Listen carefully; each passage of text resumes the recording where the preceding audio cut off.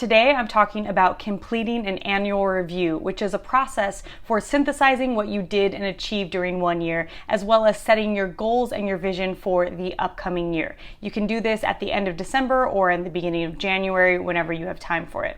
For me, my annual review has become really important for setting my goals for the year, but I've actually found it more important to synthesize what I did and achieved the previous year.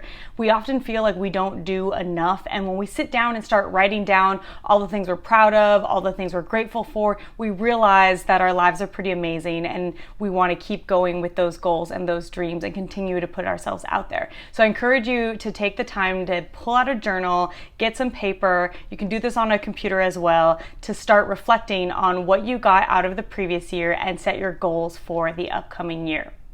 My name is Valdez. If you're new to my channel, it's all about helping you figure out your life. So please like and subscribe and follow along. So let's jump into it. The first thing we want to do is reflect on what actually happened in 2019. You might need to jog your memory because a lot happens in a year that we completely forget about. The way I do this is going through my photos, my journal entries, my computer, my notes, those kinds of things. But I think a good place to start is with photos. Every year I make an album of my top photos from the year. I try to make that photo album no more than 100 photos, and then I get it printed and it becomes my highlights of the year. Now I want you to grab a journal or open up a notes document on your computer, wherever you like to save this kind of stuff. And I want you to start answering a couple reflection questions for the year. But before we do that, I want you to consider, what are all of the areas of life that are important to you? The areas of life that matter, where you keep goals, there's things you want to do and achieve in those areas of life. So I'll give you a few of them right here, and you can go ahead and add any additional ones.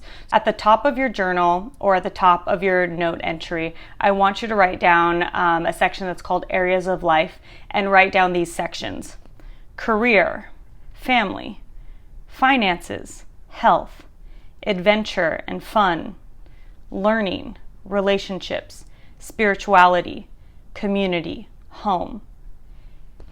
If there are other areas of life that are important to you, go ahead and write them down.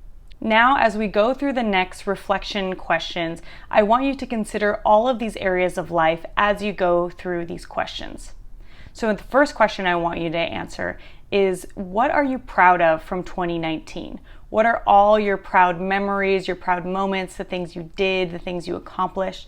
And I want you to look at those areas of life that you wrote at the top of the page and consider your proud moments across your finances, or across your family, or across your relationships, or across school, or your career, or whatnot. So that will be your starting point to help you brainstorm your proud moments. After that, go ahead and make a gratitude list. These are all the things or people that you are grateful for in 2019.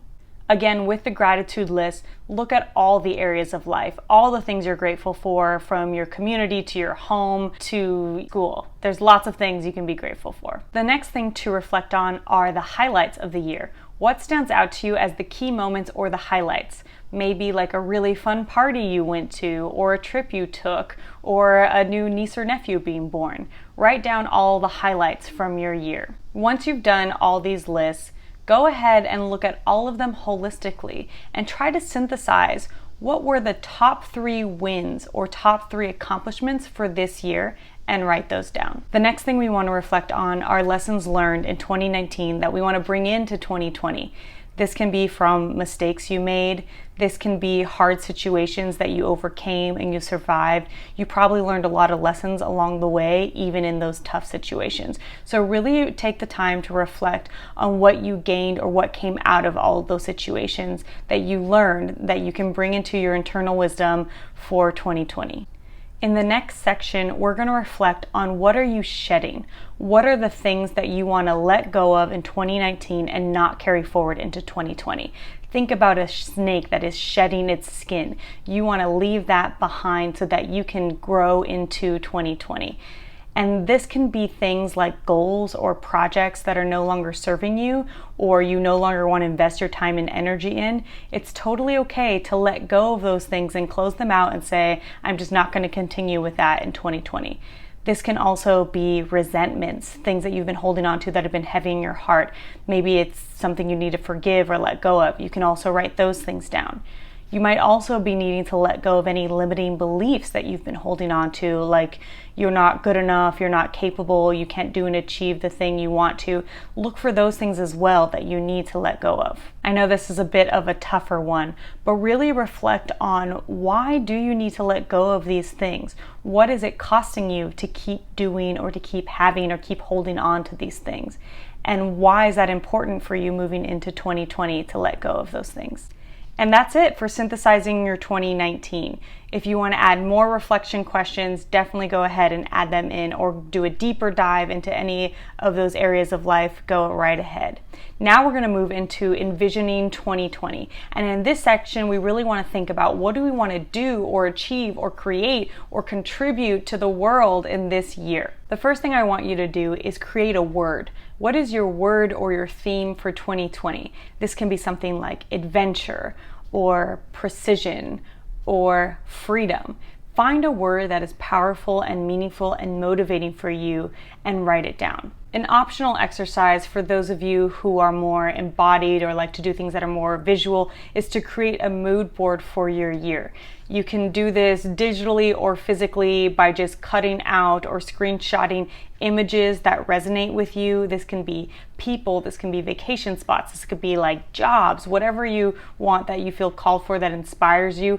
Cut those things out, color them, and put it into a mood board. You can find plenty of awesome YouTube videos on how to create a mood board. The next thing I want you to do is create a journal entry where you envision your perfect, pristine day in the middle of 2020.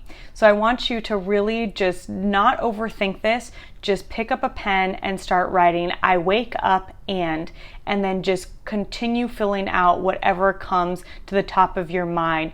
Don't try to filter or edit, just see what comes naturally at the top of your head about your perfect day. Where do you go? What do you do? Who do you see? How do you feel? What are you wearing? I really want you to envision all the details and be as specific as possible. Now that we've envisioned our 2020 and we know how we want to feel and how we want our days to be, now we're going to sit and get more specific and actually identify the goals and the projects of the things we want to do and achieve and create in 2020.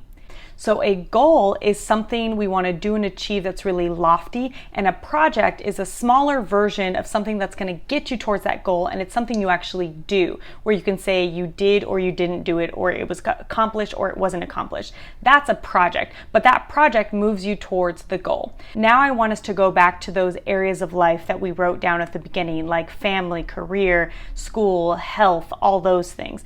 And I want you to create a goal and a project across every single area of life that's important to you. If you have an area of life that's important to you, but you don't have a goal written down, then you are less likely to actually take action to move towards that goal. So let me give you an example of something that's less concrete, like family. Family is an area of life that's really important to me, and it might seem weird to write down like what is a goal for family, but you want to identify those things.